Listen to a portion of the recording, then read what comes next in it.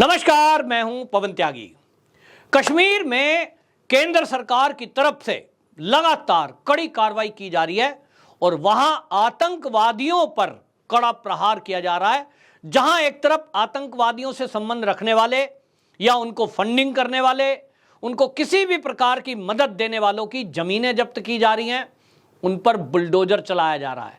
कई आतंकवादी जो संगठन हैं, उनसे जुड़े हुए लोग, आतंकवादी कोई पाकिस्तान में भी यदि बैठा है तो उसको खोज करके कि वहां कहां उन्होंने जमीन कब्जा के घर बना रखे हैं, उसको तोड़ दिया जा रहा है बुलडोजर चला करके, और वो जमीन मुक्त कराई जा रही है। उस जमीन को आम जनता के लिए ट्रांसफर किया जा रहा है। और इसी कड़ी में बड़ी कार्रवाई अब हुई है। मदरसे की आड़ में आतंकवादियों को मदद देने वाला मौलाना बरकती, एसआईए ने उसके ठिकानों पर छापेमारी की है और आरोप था कि टेरर फंडिंग ये हो रही है। यानी वो जो है मदरसा चला रहे हैं और मदरसा चलाने के नाम पर विदेश से पैसा, यानी पाकिस्तान या अरब कंट्री कोई पैसा देते हैं तो वहां से पैसा ले लिया, जनता से चंदा ले लिया और वो पैसा पहुंचा रहे हैं आतंकवादियों के पास, आतंकवादी संगठनों के पास। अब एनआईए पूरी तरह एक्टिव है, पंजाब में सुरक्षा बल भी एक्टिव हैं, एक एक गतिविधि पर नजर बनाई हुई है। चाहे कोई पुलिस में बैठा हुआ है, चाहे कोई प्रशासन में बैठा हुआ है, यदि किसी का यह पता लगता है कि यह आतंकवादियों को डायरेक्ट इनडायरेक्ट कोई मदद कर रहा है तो निश्चित जानिए उसको खोज कर नौकरी से भी बाहर किया जा रहा है।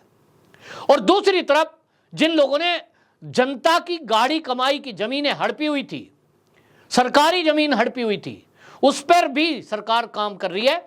और अभी तक सरकारी जमीनों को कब्जाए हुए, चाहे वो राजनेता थे, बड़ी पहुंच वाले थे, कोई तो दबंग थे, आतंकवादियों से संबंध रखने वाले थे, ऐसे लोगों ने जमीन कब्जा ली। सरकारी जमीन है, पीछे से नाम आपका कोई आतंकवादी संगठन से जुड़ा हुआ है, आदमी दहशत में आ जाता है, लश्कर तैयबा का फोन आ गया है, ये हमारा आदमी है। किसी की हिम्मत नहीं है, पुलिस की भी हिम्मत नहीं होती थी कोई कार्रवाई करे। लेकिन धारा 370 हटने के बाद चीजें बदली हैं। पुलिस को अधिक पावर मिली है, प्रशासन में कुछ लोगों को अधिक पावर मिली है, कानून में परिवर्तन हुआ है। मनोज सिन्हा जो बैठे हैं वो सख्त एक्शन ले रहे हैं और इसके कारण से आपको बता दूं कि अभी तक 50,000 करोड़ रुपए की जमीन जो सरकारी कब्जा लोगों ने किया था उसको मुक्त कराया गया है।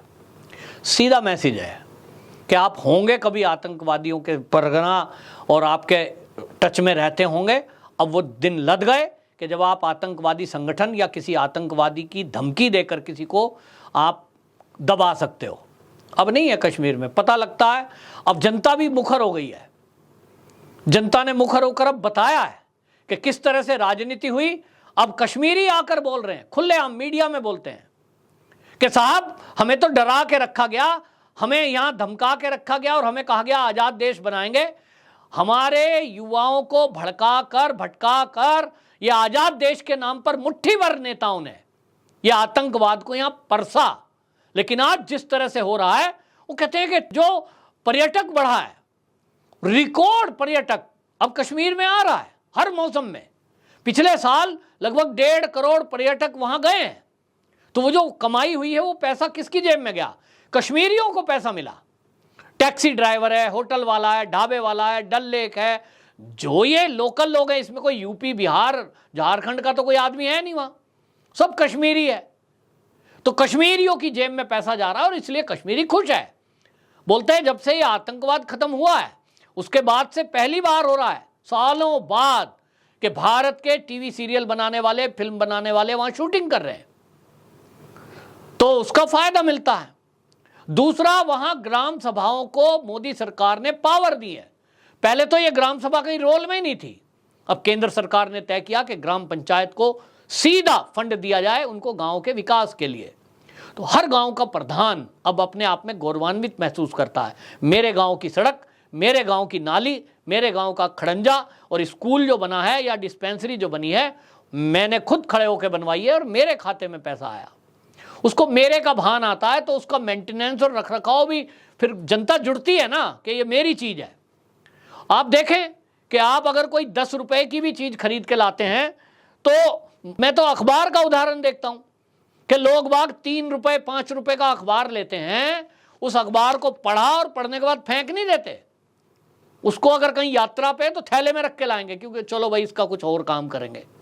तो आपको 5 रुपए की चीज भी फेंकनी नहीं है। और इस तरह से सरकार ने, मोदी जी ने गांव के लोगों को जोड़ा कि आपके नाली खड़ंजा जो है, पहले गवर्नमेंट के जो एमएलए थे ये पार्टी वाले, इनके चक्कर काटते थे गांव वाले, आधा पैसा ये अपनी जेब में रखते थे, आधा खड़ंजे में लगा दिया, विकास हुआ नहीं। तो जनता को ठगा जा रहा था और जनता के नाम पे ये नेता अमीर हो गए, जिसमें दो ही प्रमुख रूप से पार्टी है, नेशनल कॉन्फ्रेंस और ये पीडीपी। तो आज जनता को जब समझ में आ गया है कि आतंकवाद शून्य करने का काम यदि किसी ने किया है तो वो मोदी है। आतंकवादियों के घर पर यदि बुलडोजर चल रहा है आज, ये कश्मीर की जनता देख रही है, तो ये हिम्मत केवल किसी में है तो वो मोदी है। यदि आज सरकारी जमीनें कब्जाई हुई, जिन गुंडों ने कब्जाई हुई थी या दबंगों ने कब्जाई हुई थी, नेताओं ने कब्जाई हुई थी, 50,000 करोड़ की जमीन मुक्त कराकर वो गरीबों को दी जा रही है, तो ये मोदी है। और इसलिए आज जनता कह रही है कि हमारे लिए तो मोदी ही सबसे बढ़िया नेता और सबसे बड़ा नेता है, जिसने कश्मीर की फिजा को बदल दिया। और इसलिए आज आप देखिए, फारूक अब्दुल्ला एक कार्यक्रम में राम भजन गा रहे हैं और वो अपने दादाजी का नाम बता रहे हैं। हमारे पूर्वज तो हिंदू ही थे, हम तो हिंदू ही थे। अब से पहले कहां थे भाई? अभी तक तो ये कह रहे थे धारा 370 हटाई, तो अभी तक ये कह रहे थे बात करो। मोदी जी क्यों नहीं पाकिस्तान से बात करते हैं कश्मीर के मुद्दे पर? दूसरी तरफ महबूबा मुफ्ती, आपने देखी होगी, उनकी बहुत चर्चा हुई। महबूबा मुफ्ती जी शिवलिंग पे दूध चढ़ा रही हैं, जल चढ़ा रही हैं। लोगों ने फोटो क्लिक कर ली, मौलवियों ने फतवा जारी कर दिया। तो जो फतवा जारी हुआ देवबंद से, किसी ने कहा कि आप मुस्लिम होते हुए हिंदू मंदिर में जाकर के ये जो पूजा पाठ कर रही हो, ये इस्लाम में हराम है और इसलिए आपके खिलाफ फतवा। उन्होंने कहा मैं फतवे से चिंता नहीं करती, ऐसे से मैं जानती हूं इस्लाम क्या होता है, मुझे ना सिखाओ। मतलब समझ रहे हैं, उल्टा मौलाना कोई डांट लगा दी और उसको जस्टिफाइड किया फिर कि मैं मंदिर गई थी, वहां फिर मुझे किसी ने जल ला के दे दिया तो मैंने चढ़ा दिया, इसमें क्या गलत है? यही महबूबा मुफ्ती है जो वहां मंदिर थे उनको तुड़वाने में लगी हुई थी। इनकी पार्टी के लोग, इनके कार्यकर्ता तोड़ते थे और ये तमाशा देखती थी खड़े होकर, कोई कार्रवाई नहीं। सैकड़ों मंदिर कश्मीर में तुड़वा दिए इन दोनों नेताओं ने। आज कोई भजन गा रहा है, आज कोई जल चढ़ा रहा है। क्यों? क्योंकि ये जो लग रहा था कि गीदड़ भभकी जो दे रहे थे मोदी को, वो तो काम नहीं आई। धारा 370 भी हटी और इन लोगों ने तिरंगा भी हाथ में ले लिया। राहुल गांधी खुद बोल के आए, इतना तिरंगा तो मैंने कहीं देखा ही नहीं। बहन भाई दोनों बर्फ में खेल के आए, पहली बार जब से पैदा हुए, कभी इस तरह खेल ही नहीं पाए बेचारे। मोदी सरकार के चलते ही वो खेल सके।